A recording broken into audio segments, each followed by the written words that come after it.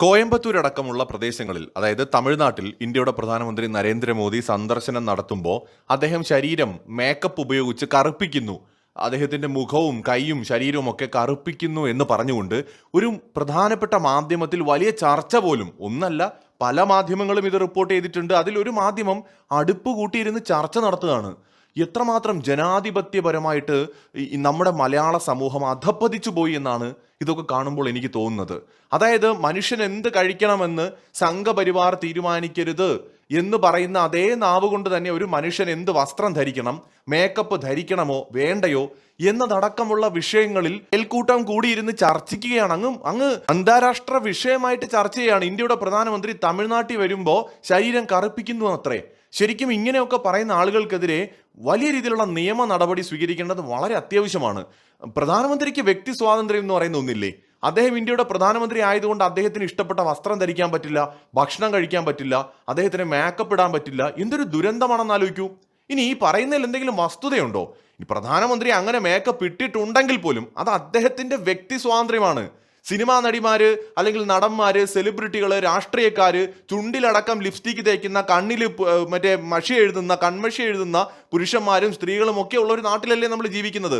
ശരീരം ചുവപ്പിക്കുന്നവരുണ്ട്, അല്ലെങ്കിൽ വെളുപ്പിക്കുന്നവരുണ്ട്, മഞ്ഞയാക്കുന്നവരുണ്ട്, അല്ലെങ്കിൽ പച്ചയാക്കുന്നവരുണ്ട്, തലമുടി പല നിറത്തിൽ കൊണ്ടുനടക്കുന്നവരുണ്ട്. അതൊക്കെ ഓരോരുത്തരുടെ വ്യക്തി സ്വാതന്ത്ര്യമാണെന്നിരിക്കെ, അതായത് ചന്ദനക്കുറി തൊടാനും തട്ടമിടാനും പർദ്ദയിടാനും വരെ സ്വാതന്ത്ര്യമുണ്ട് എന്ന് പറയുന്ന അതേ മനുഷ്യന്മാർ തന്നെ മറ്റൊരു വ്യക്തിയുടെ മേക്കപ്പിനെ അടുപ്പ് കൂട്ടി ചർച്ച നടത്തുകയാണ്. എത്രമാത്രം വ്യക്തി സ്വാതന്ത്ര്യത്തിന് മേലുള്ള കടന്നുകയറ്റമാണ് സോക്കോൾഡ് മറ്റേ പുരോഗമന പുങ്കമ കേരളത്തിൽ നടക്കുന്നത് എന്ന് തോന്നിപ്പോവുകയാണ്. ഇനി അതിനൊക്കെ അപ്പുറം ഈ പറയുന്നത് പച്ച കള്ളമാണ് എന്നതാണ് മറ്റൊരു വസ്തുത. പ്രധാനമന്ത്രി നരേന്ദ്രമോദി ഒരു തരത്തിലുള്ള കറുപ്പിക്കലും നടത്തിയിട്ടല്ല തമിഴ്നാട്ടിലേക്ക് പോകുന്നത്. അദ്ദേഹം ആദ്യമായിട്ടല്ല തമിഴ്നാട്ടിൽ വന്നത്. തുടർച്ചയായിട്ട് കേരളത്തിലും തമിഴ്നാട്ടിലും ഒക്കെ അദ്ദേഹം വരുന്നുണ്ട്. എന്തിന്? തമിഴ്നാട്ടിൽ സമുദ്രത്തിൽ കുളിച്ചിട്ട് കയറി വരുന്ന പ്രധാനമന്ത്രി കൂടിയുണ്ട്. എന്തായാലും അദ്ദേഹം കുളിക്കുമ്പോൾ അദ്ദേഹത്തിന്റെ ദേഹത്തു കൂടി മറ്റേ കറുത്ത ചാര നിറം ഒഴുകി പോകുന്നില്ല. അദ്ദേഹം ഇട്ട ദാറ്റ് മേക്കപ്പ് അതിങ്ങനെ ഒഴുകി വരുന്ന ഒന്നും കാണുന്നില്ല. അതുമാത്രമല്ല, അദ്ദേഹം മറ്റേ വെള്ളത്തിൽ മുങ്ങിയിട്ട് എണീറ്റ് വന്നപ്പോൾ മറ്റേ പറക്കും തളിക സിനിമയിൽ നടി, മറ്റേ നാടോടിയായിട്ടുള്ള അതിലെ നായിക വെള്ളം കാണാതെ കിടന്ന് വെള്ളത്തിൽ ഇറങ്ങി മുങ്ങിയിട്ട് കയറി വരുന്ന പോലെ അങ്ങ് വെളുത്ത് തുടുത്തൊന്നും അല്ല വരുന്നത്. പ്രധാനമന്ത്രി നരേന്ദ്രമോദിക്ക് സായിപ്പിന്റെ നിറവുമില്ല. അദ്ദേഹം ഒരു ഇന്ത്യക്കാരനാണ്. സാധാരണ ഇന്ത്യക്കാർക്കുള്ളത് പോലത്തെ നിറമേ അദ്ദേഹത്തിനുള്ളൂ. ഓൾമോസ്റ്റ് ഒരു ബ്രൗൺ സ്കിന്നുള്ള ഒരു മനുഷ്യനാണ്. ഇനി അതൊക്കെ നമുക്ക് പറയേണ്ടി വരുന്നത് തന്നെ നാണക്കേടാണ്. നമ്മളെപ്പോലെ ഇത്രയും വൈവിധ്യമാർന്ന ഒരു നാട്ടിൽ ഇരുന്നു കൊണ്ട് കറുപ്പെന്നും വെളുപ്പെന്നും, കറുത്ത മേക്കപ്പ് ഇട്ടു, വെളുത്ത മേക്കപ്പ് ഇട്ടു എന്നൊക്കെ പറയേണ്ടി വരുന്നത് പോലും ഗതികേടാണ് എന്നത് പറയാതെ വയ്യ.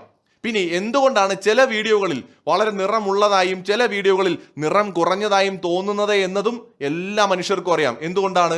പൊതുപരിപാടികളിലും ക്ഷേത്ര ദർശനങ്ങളിലും ഒക്കെ ഉപയോഗിക്കുന്ന ക്യാമറയുടെ ആംഗിൾ, വെളിച്ചത്തിന്റെ വ്യതിയാനം, ഇവയെല്ലാം തന്നെ ഫോട്ടോകളിലും വീഡിയോകളിലും ചർമ്മത്തിന്റെ നിറത്തിൽ മാറ്റം തോന്നിക്കുന്നതിന് കാരണമാകാറുണ്ട്.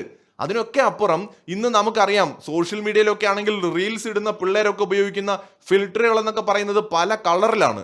പച്ചയും മഞ്ഞയും നീലയും കറുപ്പും വെളുപ്പും പല നിറത്തിലുള്ള ഫിൽറ്ററുകൾ ഇന്നുണ്ട്. അതിനൊക്കെ അപ്പുറത്ത് ഈ പറയുന്ന ക്യാമറയുടെ ആംഗിളും അതിൻ്റെ ആ സമയത്തെ ലൈറ്റിങ്ങും ഒക്കെ ഇതിൽ വളരെ പ്രധാനമാണ്. പ്രധാനമന്ത്രി തമിഴ്നാട്ടിലെ വോട്ടർമാരെ സ്വാധീനിക്കാൻ കറുപ്പ് മേക്കപ്പ് ഉപയോഗിച്ചു എന്ന തരത്തിലുള്ള വാർത്തകൾ ശരിക്കും രാഷ്ട്രീയ പ്രേരിതമാണ്, അപവാദം പറച്ചിലാണ്, മാനംകെട്ട പരിപാടിയാണ്. പൈസ ഉണ്ടാക്കാൻ വേണ്ടിയിട്ടാണ് ഇമാതിരി വാചക കസർത്ത് നടത്തുന്നതെന്നുണ്ടെങ്കിൽ ഇതിനേക്കാളും അന്തസ് റോഡ് സൈഡിൽ ഒരു തുണി വിരിച്ചിരുന്ന് തെണ്ടിയാൽ കിട്ടുമെന്നേ ഇതിനെക്കുറിച്ച് പറയാനുള്ളൂ. വസ്തുതകൾ കൃത്യമായി പരിശോധിക്കാതെ മാധ്യമങ്ങൾ ഇത്തരത്തിലുള്ള വാർത്തകൾ കൊടുക്കുന്നത് മാധ്യമ കമ്പനികളുടെ അന്തസ്സിനെ ബാധിക്കുന്ന കാര്യമാണെന്ന് എനിക്ക് പറയാനുള്ളൂ. മാധ്യമം എന്ന് പറയുന്നത് എന്തോ മഹത്തായ മറ്റേ ഡിവൈൻ ആയിട്ടുള്ള സാധനമാണെന്നൊന്നും തള്ളിക്കൊണ്ടാരും വരണ്ട. കച്ചവട സ്ഥാപനമാണ്. ഹോസ്പിറ്റലുകൾ അത് മറ്റേ ആതുര സേവനമാണെന്ന് പറയുന്നതിനോടൊപ്പം തന്നെ മൾട്ടിനാഷണൽ ബിസിനസ് കൂടിയാണ്. അത് വൻകിട കോർപ്പറേറ്റുകളുടെ സ്ഥാപനമാണെന്ന് പറയുന്ന പോലെ തന്നെ മാധ്യമങ്ങളും കോർപ്പറേറ്റ് കമ്പനികളാണ്. ലാഭനഷ്ട കണക്കുകൾ അവിടെ വളരെ പ്രധാനമാണ്.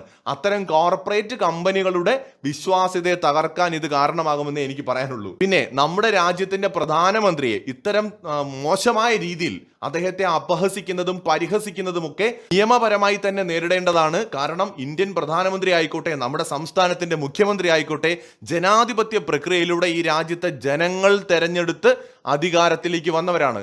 ആ അധികാരത്തിലേക്ക് എത്തിക്കഴിഞ്ഞാൽ അവർ വഹിക്കുന്ന പദവിയെ ബഹുമാനിക്കാനുള്ള, ആ പദവിയെ റെസ്പെക്ട് ചെയ്യാനുള്ള റെസ്പോൺസിബിലിറ്റി ഈ രാജ്യത്തെ എല്ലാ പൗരന്മാർക്കുമുണ്ട്. അതിൽ ആർക്കും പ്രത്യേകിച്ച് എന്തെങ്കിലും ഇളവുണ്ട് എന്ന് കരുതരുത്. എന്തിനേയും വിമർശിക്കാം, ആരെയും എന്തും പറയാം എന്ന ധാരണയും ശരിയല്ല. വിമർശനങ്ങൾക്കും പരിധിയുണ്ട്, അല്ലെങ്കിൽ വസ്തുതകളുടെ പിൻബലമെങ്കിലും വേണം. മറ്റൊരു വീഡിയോയുമായി വീണ്ടും കാണാം.